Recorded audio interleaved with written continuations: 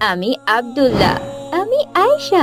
তোমরা আমাদের সাথে ইসলামের শিক্ষা গ্রহণ করো এবং ইসলাম ও আখিরাত সম্পর্কে জানো। তার গরু নেই, আর সাথে সেই লোকটাও নেই। এ কি? আমার গরু কোথায় গেল? আর লোকটাই বা কোথায় গেল? আমি এ কি ভুল করলাম? আমি বুঝতে পেরেছি, হুজুরের কথা আমার শোনা দরকার ছিল।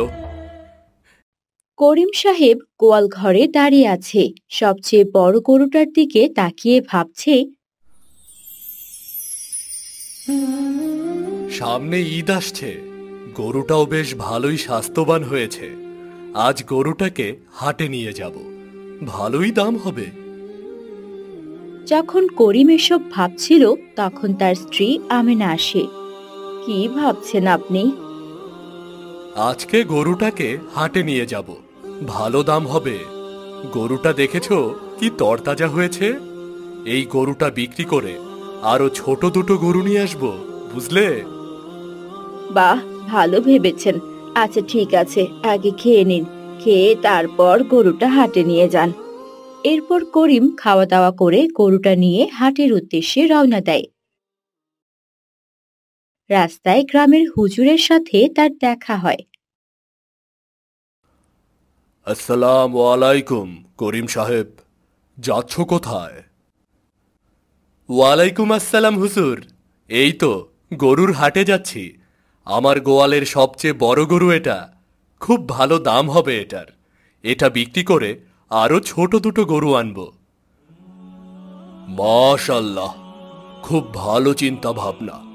তবে করিম সাহেব, একটা ভালো কাজে যাচ্ছ, কোনো ভালো কাজে যাওয়ার আগে ইনশাল্লাহ বলতে হয়।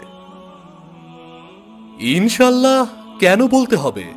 গরু তো আমার, আমি হাটে নিয়ে যাচ্ছি। তারপরেও তুমি যদি কোনো ভালো কাজের উদ্দেশ্যে যাও, সেক্ষেত্রে তোমাকে ইনশাল্লাহ বলতেই হবে। ইনশাল্লাহ বলা আর না বলা একই। আমি যাই হুজুর, আমার অনেক দেরি হয়ে যাচ্ছে। আচ্ছা যাও, ঠিক আছে, আল্লাহ ভরসা। বিশাল বড় হাটের ভেতর করিমের গরুটাই সবচেয়ে সুন্দর। আজকে হাটের সবচেয়ে সুন্দর গরুটা হলো আমার গরু। আমার গরু বেশ ভালো দামে বিক্রি হবে আজকে, আর তারপর আরো গরু কিনে বাড়ি যাব। করিম এই বলে দাঁড়িয়ে থাকে গরু বিক্রি করার জন্য, কিন্তু এত গ্রাহকের মাঝেও কোনো গ্রাহক করিমের কাছে আসে না। এ কি, কোনো গ্রাহক আসছে না কেন? ভাই, আমার গরুটা দেখুন না, খুব তরতাজা। করিম গ্রাহক ডাকে, এরপরেও কোনো গ্রাহক আসে না। এভাবে সকাল গড়িয়ে দুপুর, দুপুর গড়িয়ে বিকেল হতে চলল, এরপরও কেউ এলো না। আমার কপালটাই খারাপ, কোনো গ্রাহকও আসছে না আজ। ভালো লাগে না আর কিচ্ছু। এত ভালো গরুটা দেখেও কেউ নিতে আসছে না কেন? তখনই এক লোক করিমের সামনে এসে দাঁড়ায়। ভাই, গরুর দাম কত? দেখতে তো ভালোই দেখাচ্ছে। 1.5 লাখ ভাই। দেখুন, আমার গরুর মতো এই গোটা হাটে কোনো গরু নেই। এটাই সবচেয়ে তরতাজা গরু, আর বড়। বেশ বেশ, আমার গরুটা খুব পছন্দ হয়েছে, আমি গরুটা নেব। কিন্তু ভাইজান, আমার খুব পানি তেষ্টা পেয়েছে। আমাকে কোথা থেকে 1 বোতল পানি এনে দেবেন? আমি তো আশেপাশের কিচ্ছুটি চিনি না। হ্যাঁ হ্যাঁ ভাইজান, আপনি এখানে দাঁড়ান, আমার গরুটা দেখুন কেমন। আমি আপনার জন্য পানি নিয়ে আসি। এই বলে করিম চলে যায় লোকটার জন্য পানির বোতল আনতে। কিছুক্ষণ পর করিম পানির বোতল নিয়ে তার জায়গায় ফিরে আসে, কিন্তু এখানে এসে করিম দেখতে পায় তার গরুও নেই, আর সাথে সেই লোকটাও নেই। এ কি, আমার গরু কোথায় গেল? আর লোকটাই বা কোথায় গেল? করিম গোটা হাট খুঁজতে লাগলো, কিন্তু সেই লোক আর গরুকে কোথাও খুঁজে পেল না। করিম সেখানেই দাঁড়িয়ে রইল। ধীরে ধীরে হাট শেষ হয়ে গেল। করিম বুঝতে পারলো সে আর তার গরু ফিরে পাবে না। হে আল্লাহ, আমি কি বোকামিটাই না করেছি! আমার গরুটা অচেনা একজনের হাতে তুলে দিয়ে গেলাম। আমি এ কি ভুল করলাম! আমি বুঝতে পেরেছি, হুজুরের কথা আমার শোনা দরকার ছিল। এখানে থেকে কোনো লাভ হবে না, আমি বাড়ি ফিরে যাই। কপালে যা ছিল তাই হয়েছে। এই বলে করিম মলিন মুখ করে তার বাড়িতে ফিরতে লাগলো, চোখে তার পানি। রাস্তা দিয়ে যাওয়ার সময় আবারও হুজুরের সঙ্গে করিমের দেখা হলো। এ কি করিম, তোমার এই অবস্থা কেন? মুখখানা এমন মলিন আর চোখে পানি কেন? আমাকে ক্ষমা করবেন হুজুর, আমার আপনার কথা শোনা দরকার ছিল। আমি বুঝতে পেরেছি, তুমি মন খারাপ করো না। যা হয়েছে তা তুমি ভুলে যাও। বাকি গরুগুলোর যত্ন করো, দেখবে ইনশাল্লাহ ভালো কিছুই একটা করতে পারবে। ইনশাল্লাহ, আমি তা বিশ্বাস করি। আজ আমি আসি, আল্লাহ হাফেজ। এই বলে করিম তার বাড়িতে চলে যায়। আর আমেনা বেগম করিমকে দেখে বলে, আসসালামু আলাইকুম। কি হয়েছে আপনার? মুখখানা এমন মলিন হয়ে আছে কেন? ওয়ালাইকুম আসসালাম। এরপর করিম আমেনা বেগমকে তার সাথে ঘটে যাওয়ার সমস্ত ঘটনা খুলে বলল। তা শুনে আমেনা বেগম বলল, আপনি চিন্তা করবেন না, আপনি আপনার কাজের জন্য অনুতপ্ত হয়েছেন। আল্লাহ আপনার উপর নিশ্চয়ই সন্তুষ্ট হবেন ইনশাআল্লাহ। পরবর্তীতে যা হবে আল্লাহর রহমতে ভালোই হবে। ইনশাল্লাহ। আমি আর কখনো মিথ্যা কথা বলবো না আম্মু। আম্মু। সোহানা তার মাকে ডাকে আর কাঁদতে থাকে, কিন্তু সোহানার মা আর কথা বলে না।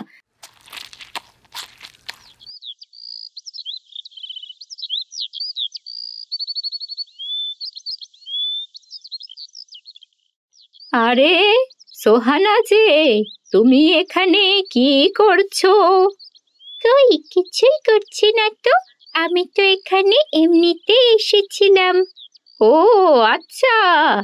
আরে আমার গাছে তো একটা পেয়ারা ছিল, কোথায় গেল? এই একটাই তো পেয়ারা ছিল, ভেবেছিলাম আজ খাবো, কিন্তু এখন তো দেখি এখানে পেয়ারাটা নেই। কে যে খেলো? কে জানে, আমি তো এখানে এমনিতে এসেছিলাম। যাই হোক, আমি আসছি দাদি, মা আবার আমাকে খুঁজবে। কথাটা বলে সোহানা সেখান থেকে চলে গেল আর রাস্তা দিয়ে হাঁটতে হাঁটতে বলল, এই পেয়ারা তো আমি খেয়েছি, কিন্তু আমি বলতে যাব কেন যে আমি পেয়ারাটা খেয়েছি? তবে পেয়ারাটা খুব মিষ্টি ছিল, আমার তো আরো খেতে ইচ্ছে হচ্ছে। আরে সোহানা মা, কোথায় গিয়েছিলে তুমি? তুমি কোথায় যাচ্ছ চাচি? সামনে বুড়িমার বাড়িতে যাচ্ছি। এই তো আজ আমাদের বাড়িতে পোলাও করেছি, ভাবলাম বুড়িমাকেও একটু দিয়ে আসি। বুড়িমা তো ওখানে একাই থাকে, তাই ওনাকে সাহায্য করতে পারলে আমাদের ভালো লাগে। কিন্তু দাদি তো বাড়িতে নেই, আমি তো এখনই ওদিক থেকে আসলাম, দেখলাম দাদির ঘরের দরজা বাহির থেকে বন্ধ করা, তিনি ঘরে নেই। তুমি কি অযথা ফেরত আসবে ওখান থেকে? এর বদলে তুমি বাড়ি ফিরে যাও এখন। কি বলছো? এই সময় বুড়িমা আবার কোথায় গেল? তাহলে আর কি করার, বাড়িতেই ফিরে যাই, আর গিয়ে তো লাভ হবে না। সোহানা তার চাচিকে মিথ্যা কথা বলে আবার ফিরিয়ে দেয়। আমি কেন তোমাকে সাহায্য করতে যাব চাচি? আমি তো তোমায় সত্যি কথা বলবো না। যাই যাই, বাড়িতে যাই।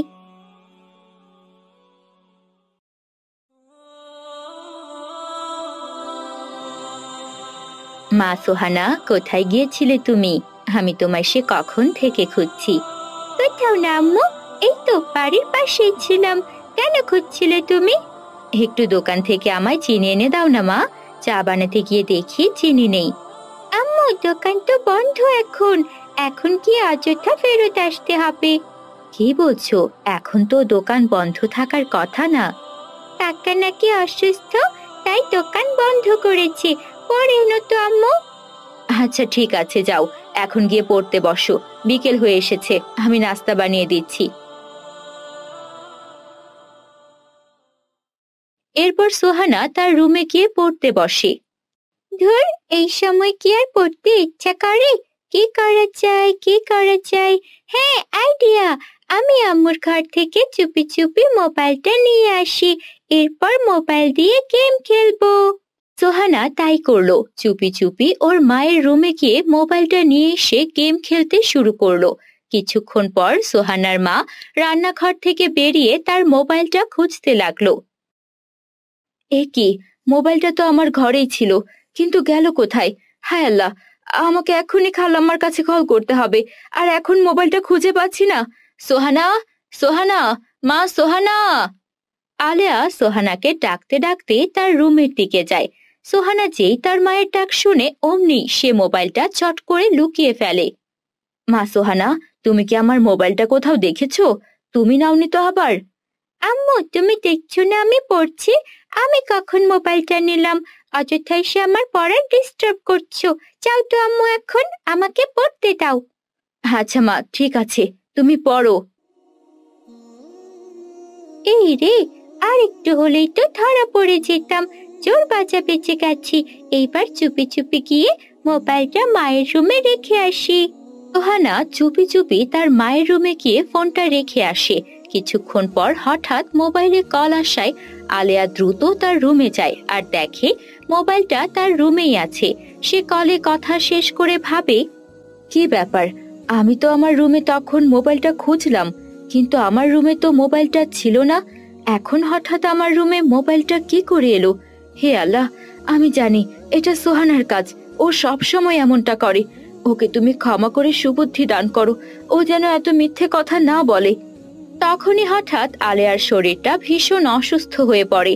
সে বিছানায় শুতে শুতে সোহানাকে বলে, মা সোহানা, আমার শরীরটা ভীষণ খারাপ করছে, আমি একটু বিশ্রাম নিচ্ছি, তুমি কোথাও যেও না। আচ্ছা আম্মু, ঠিক আছে, তুমি বিশ্রাম নাও, আমি কোথাও যাব না, ঘরেই আছি। কিছুক্ষণের মধ্যেই আলেয়া ক্লান্ত শরীর নিয়ে ঘুমিয়ে পড়ে। আম্মু এখন ঘুমিয়ে পড়েছে। আমি এক কাজ করি, আম্মুর মোবাইলটা নিয়ে আমাদের বাড়ির পেছনের বাগানে চলে যাই, তাহলে আর আম্মু আমাকে খুঁজে পাবে না। সোহানা আলেয়ার রুম থেকে চুপি চুপি মোবাইলটা নিয়ে গেম খেলতে খেলতে তাদের ঘরের পেছনের বাগানে চলে যায়। তার কিছুক্ষণ পরই আলেয়ার শরীর ভীষণ খারাপ হয়ে পড়ে। সে কোনো প্রকাশ করতে পারছিল না, কোনো প্রকার শ্বাস প্রশ্বাসও নিতে পারছিল না। সে ডক্টরকে কল করার জন্য মোবাইল খুঁজতে লাগলো। তার বিছানার চারদিক খুঁজেও সে মোবাইল পেল না। তখনই সেই বৃদ্ধা আলেয়ার রুমে প্রবেশ করে। এ কি আলেয়া, তোমার কি হয়েছে? হায় হায় আলেয়া, তুমি কথা বলছো না কেন? আমি সবাইকে খবর দিচ্ছি। এরপর সেই বৃদ্ধা কিছু মানুষকে একত্রিত করে আর আলিয়াকে হসপিটালে নিয়ে যাওয়ার ব্যবস্থা করে। কিন্তু হসপিটালে নেয়ার আগেই আলিয়া অ্যাম্বুলেন্সে মারা যায়। সেখানে খুব কান্নাকাটি শুরু হয়ে যায়, কিন্তু আশেপাশে কোথাও আলিয়ার মেয়ে সোহানাকে খুঁজে পাওয়া যায় না। অনেকক্ষণ পর সোহানা তাদের বাড়ির সামনে এসে লোকজনের ভিড় দেখে বলে, এ কি, আমাদের বাড়ির সামনে অ্যাম্বুলেন্স কেন? আর তোমরা সবাই আমার বাড়ির সামনে দাঁড়িয়ে আছো কেন? কি ব্যাপার, তোমরা সবাই কাঁদছো কেন? আর আর আমার আম্মু কোথায়? সোহানা, তোমার আম্মু যে আর কোথাও ফিরবে না। তিনি হঠাৎ অসুস্থ হয়ে পড়েন। তাকে হসপিটালে নেয়ার আগেই তিনি অ্যাম্বুলেন্সে মারা যান। আমি তার রুমে প্রবেশ করে দেখলাম তিনি মোবাইল খুঁজছেন, তাই আমি তাড়াতাড়ি করে অ্যাম্বুলেন্স ডাকার ব্যবস্থা করি। কিন্তু এ কি, কি বলছো তোমরা? তোমরা আমার সাথে মজা করছো, তাই না? আম্মু, আম্মু, আম্মু! না সোহানা, বুড়িমা ঠিক বলেছেন। তোমার হাতে ফোন কেন? আর তুমি ফোন নিয়ে কোথায় গিয়েছিলে? তোমার আম্মু ডক্টরকে কল করার জন্যই বারবার ফোনটা খুঁজছিলেন। আমরা জানি তুমি সব সময় মিথ্যা কথা বলো, আর আজ তোমার জন্যই তোমার মায়ের মৃত্যু হলো। আম্মু, আম্মু, তুমি কথা বলো আম্মু। আমি আর কখনো মিথ্যা কথা বলবো না আম্মু। আম্মু!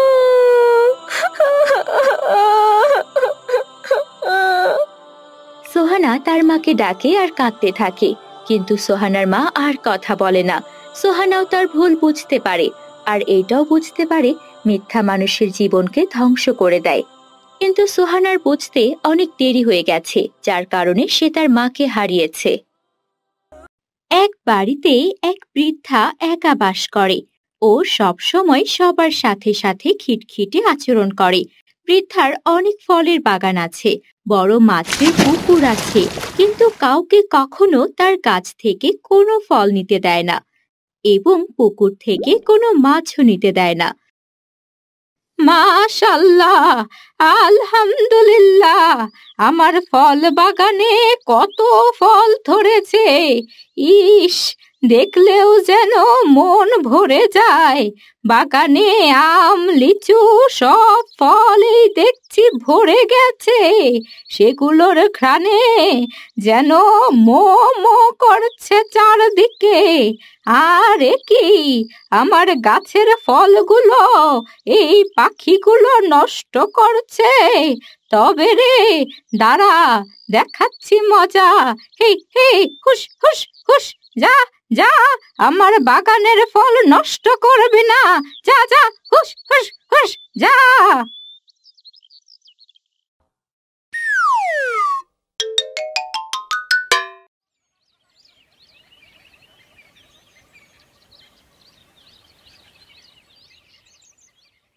দেখেছো, এই বুড়িমার বাগানে কত ফল, কিন্তু তিনি আমাদেরকে একটা ফলও খেতে দিলেন না। উনি সব সময় এমন কিপটামি করে, আর একটু হলে আমাদের ডানায় আঘাত করে বসতো। হ্যাঁ, তুমি একদম ঠিক বলেছো।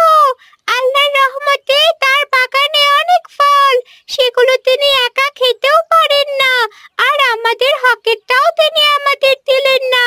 হে আল্লাহ, তুমি ওনার বিচার করো। আমেনা, আজ কি রান্না করবে? আজ তো বাজার করতে পারলাম না। হায় আল্লাহ, ঘরে যে কিচ্ছু নেই, শুধু কিছু চাল আছে। আপনি কোথাও থেকে কিছু জোগাড় করতে পারবেন না? না আমেনা, আমি চেষ্টা করলাম, কিন্তু কিছুই যে পাইনি। আচ্ছা, তুমি এক কাজ করো না, ওই যে বুড়িমার বাড়িতে গিয়ে বুড়িমাকে বলে দেখো কিছু পাও কিনা। বুড়িমা? ওই বুড়িমা কিছু দিবে বলে তোমার মনে হয়?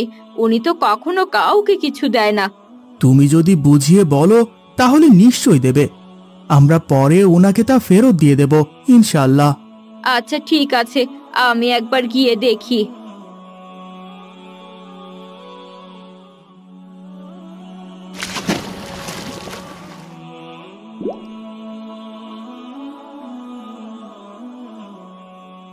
কে রে, কে এখানে? আমার পুকুরের মাছের দিকে কার নজর পড়লো? আসসালামু আলাইকুম বুড়িমা, আমি আমেনা, আপনার কাছে একটু সাহায্য চাইতে এসেছিলাম। ওয়ালাইকুম আসসালাম। সাহায্য? আমার কাছে আবার তুমি কি সাহায্য চাইতে এসেছো? আসলে বুড়িমা, আজ ঘরে কিচ্ছু নেই। আলেয়ার আব্বু কিছু আনতে পারেনি, তাই আর কোনো উপায় না পেয়ে আপনার কাছে এলাম। বুড়িমা, আপনার পুকুরে তো বেশ অনেক মাছ আছে, আমাকে 2-3টা মাছ দিলে রান্না করতে পারতাম। আবার আমরা নিয়ে এলে আপনাকে ফিরিয়ে দেব ইনশাআল্লাহ। তোমাকে এখানে দাঁড়িয়ে থাকতে দেখেই বুঝেছিলাম নিশ্চয় কোনো মতলবে এসেছো। কেন, আমার পুকুরের মাছের দিকেই তোমার কেন নজর? হ্যাঁ, যাও যাও, আমি কোনো মাছ দিতে পারবো না। বুড়িমা, অসচ্ছল ব্যক্তিকে সাহায্য করা ইসলামের একটি অন্যতম ইবাদত। এই বুড়িমা, শুনুন, আমি আপনাকে একটা কথা বলি। আপনি কি জানেন, পৃথিবীতে কোনো ব্যক্তি যদি কাউকে প্রয়োজন মিটিয়ে সাহায্য করে, তবে পরকালে আল্লাহ তাআলা তার 100 প্রয়োজন মিটিয়ে দেবেন। এছাড়া একে অপরকে সাহায্য করলে আল্লাহ তাআলা তার প্রতি খুশি হন। এসব জেনে আমার কাজ নেই, আমি তোমাকে মাছ দেব না। তুমি চলে যাও তো এখান থেকে। বুড়িমা, আপনার সামর্থ্য থাকা সত্ত্বেও আপনি আমাকে সাহায্য করলেন না। দেখবেন, কিয়ামতের দিন আল্লাহ তাআলা আপনার কাছে এর জন্য জবাবদিহি করবেন। আমি আসছি, আল্লাহ হাফেজ।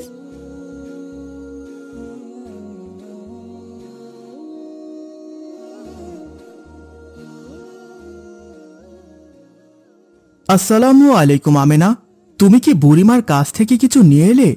ওয়ালাইকুম আসসালাম। না, আমি বলেছিলাম না, বুড়িমা কখনোই কাউকে সাহায্য করেন না। তিনি সামর্থ্য থাকা সত্ত্বেও আমাকে সাহায্য করলেন না। কিয়ামতের দিন নিশ্চয়ই আল্লাহ তাআলা তাকে জবাবদিহি করবেন এবং এর জন্য তাকে কঠিন শাস্তি পেতে হবে। আমিনা, কখনো কাউকে নিয়ে এসব বলতে নেই। আল্লাহ তাআলা আমাদেরকে যা দিয়েছেন এবং বুড়িমা আমাদেরকে যা বলেছেন তার জন্য শুকরিয়া আদায় করো।